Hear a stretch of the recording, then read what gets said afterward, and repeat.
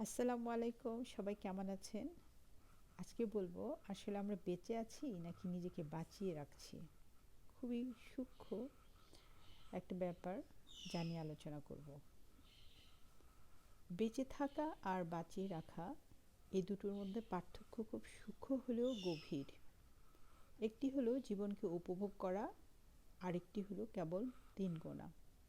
আমরা অনেক সময় বুঝতেই পারি না আমরা আসলে বেঁচে আছি নাকি কেবল বাঁচিয়ে রাখছি জীবনকে। ধরো, তুমি চাও কেউ তোমাকে তোমার মতো করে ভালোবাসুক। সেই ইচ্ছার আশায় দিন পার করছো, হয়তো অপেক্ষা করছো কোনোদিন তা পূর্ণ হবে। কিন্তু এতে তুমি জীবন উপভোগ করছো না, বরং নিজেকে টিকিয়ে রাখছো। আর ধরো, তুমি নিজেকে ভালোবাসতে শিখেছো, নিজের সময়টাকে আনন্দে ভরিয়ে তুলছো। সেটাই আসল বেঁচে থাকা। যারা কেবল নিজেকে বাঁচিয়ে রাখে তাদের জীবন কেটে যায় ভবিষ্যতের কোনো একদিন সুখের আশার অপেক্ষায়। সময় চলে যায়, বার্ধক্য এসে ধরা দেয়, তখন তারা আফসোস করে, কিন্তু আর কোনো সুযোগ থাকে না।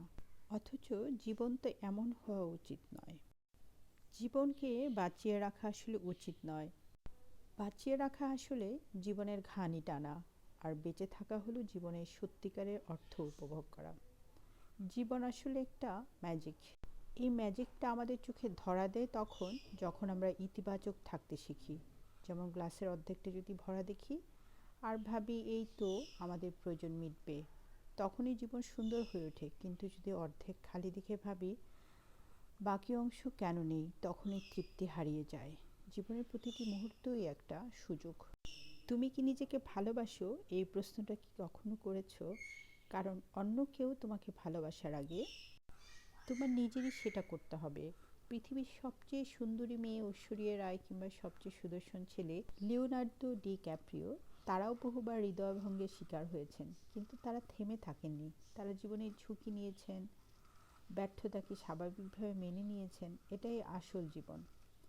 এই জীবনে সময় খুব অল্প।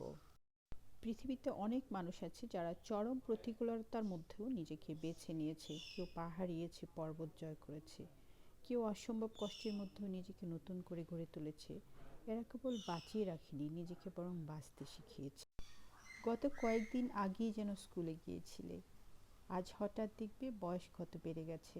মাত্র 100 বছর পরে পৃথিবীতে আমাদের কেউ থাকবে না। তাহলে কেন এই সময়টা শুধু বাঁচিয়ে রাখার পেছনে শেষ করছো? আক্ষেপ করার বদলে রিস্ক নাও। যা করতে চাও করো, ভুল করো, ব্যর্থ হও, তবুও বাঁচো। কারণ জীবনের আসল সৌন্দর্য লুকিয়ে আছে বেঁচে থাকার মাঝেই, বাঁচিয়ে রাখার মধ্যে নয়।